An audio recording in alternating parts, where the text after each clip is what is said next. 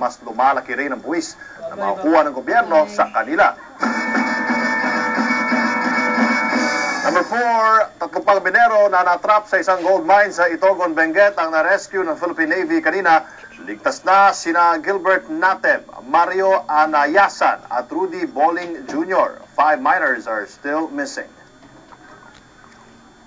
Paano ba yan, Jovi? Baka i-tax na yung ating mga text messages. At least are not doing it to blog. Hindi pa mo lang Malacanang sa tono ni Recto kanina, no?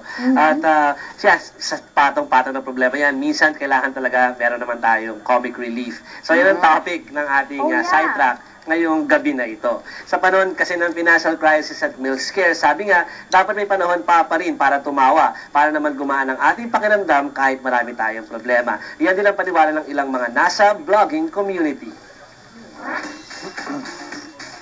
Laughter is the best medicine, and that's why humorous blogs proliferate on the internet.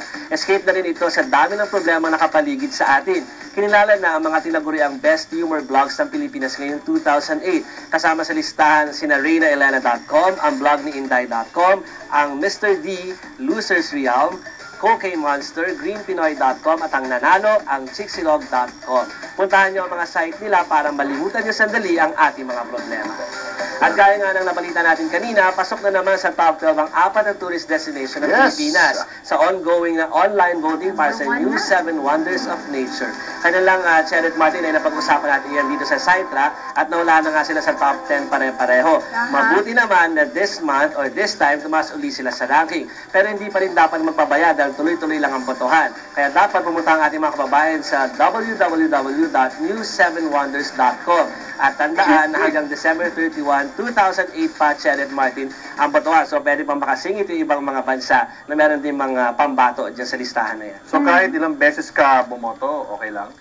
Ang alam ko dapat yung email address mo iba-iba para makaboto ka na makaboto ka na. So one email address, one vote. Okay, so para dun sa mga marami naman sa atin may mga two email addresses or more, diba? Oo, pero una-una marami pa mga Pinoy ang hindi bumoboto. That's so, right. Kailangan kayo mismo bumoto na kayo hangga't pwede pang bumoto hanggang December 31. Ulitin natin, Jovi, yung website where they can vote. Yan ang www.new7wonders.com. There. Until December 31 ang voting. Joby will be back with us after the break. Next on our countdown, ang plano ng gobyerno para labanan ang epekto sa atin ng US financial crisis. Libo-libong pasero stranded dahil sa bagyo at 8 pisong rollback sa diesel. Posible nga kaya? Ensure to be sure. Correct. It's galing sa mesa natin sa loob. Oh, you guys are both wearing blue undershirts reminds me of, and striped coats. Well, but we're talking about thinking young, looking young, and being young tonight. Hindi, kasi Cherry, merong balita sa Hollywood. Karamihan daw, Martin, itong mga kabataan, sila na yung naghahatid ng bilyones at milyones para sa mga Hollywood studios. Kaya naman naglabas sa itong movie phone site ng kailang taon ng ranking ng powerful stars under 25. Dominated ni Megan Fox ang listahan this year. Hindi naman nakakasurpresa yan. Dahil pa rin yan sa success ng The Transformers movie. At ang mga kontrobersya na kinasasangkutan niya. Nasa listahan din ng mga super bad boys o ang power nerds of America, sina Michael Cera at Christopher Mintz-Plasse. Plus si Ellen Page ng Juno. Nasa listahan pa rin ng mga bida ng Harry Potter. Siyempre si Emma Watson at si Daniel Radcliffe. At ang breakout star ng Mamma Mia na si Amanda Seyfried. At ang kasama rin dito ni Megan Fox sa Transformer na si Shia ay nandiyan din. Ang star ng High School Musical na si Zac Efron kasama pa rin. At ang mga it ladies ng Hollywood sa ngayon na sina Blake Lively ng Gossip Girl and Sisterhood of the Traveling Fans at si Keira Knightley ay nandiyan sa listahan yan. At yan si Dakota Fanning. Nakita nyo? Parang mukhang matanda na siya kumpara sa mga huli natin nakita, no? Pero under 25 pa rin siya, siyempre, at kasama siya sa listahan. So they're all under 25 and they're like millionaires and billionaires already, no? Nagdadala ng maraming pera para sa mga Hollywood studio, sabi sa listahan. That market is getting to be such a powerful market nowadays. Under 25. Medyo lumampas lang tayo ng konti, tayong tatlo, no? Mas marami kasing ano. Konti lang. So bago tayo magbulahan ulit, Sherry, puntahan naman natin itong request naman ng isang viewer natin mula sa San Juan na si Barbie Leyva. Sana daw mag-feature tayo ng mga videos ulit tungkol sa mga pusa. So umpisa natin sa isang viral hit video of a cat with ninja-like moves. Ibang klase ang strategy ng pusang ito para mahuli ang nasa likod ng camera. So, are you more of a cat person, Jovi, or a dog person? Pet lover. What about you, Mark? Cat or dog? You do not trust anything that goes meow. You do not trust. Dogs are good. I love Kita dogs. mo, parang ninja yung pusa na yan, ano? Bigla lang nandun na pataas. Dalawa tayo eh. Parang napansin ko dalawa. Biglang ayan na siya.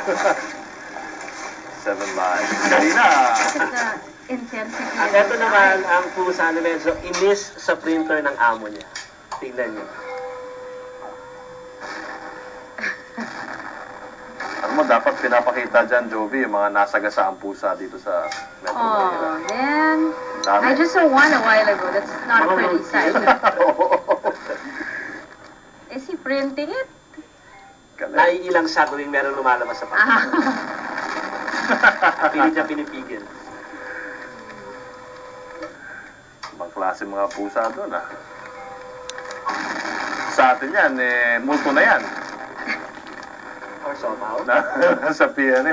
Parang yung mga pusa na nahuli dun sa Maynila, no? Yung isang karito ng pusa na ginawan siopaw. Naglag na tuloy siya. So, para naman dun sa mga iba na nais din na mag-request sa atin kung ano yung mga gusto nila ipalabas sa atin sa portion na ito ng Sidetrack, this is just email us at 10@tv5.com.ph. So, kaya punta kayo sa site natin na tv5.com.ph or join the 10 The Evening News group at Facebook. Or punta kayo sa aking site na jovyfrancisco.com. So, keep on sending those links. Thank you, Janet Martin. Thank you, Jovi. Thanks, Jovi. So, we'll see you Tomorrow. Tomorrow, yeah. Meron mga political videos tomorrow. Yeah. Can't wait We'll for watch that. out for that. Back to our countdown now. Story number 3, ang perwisyong dulot ng Bagyong Pablo.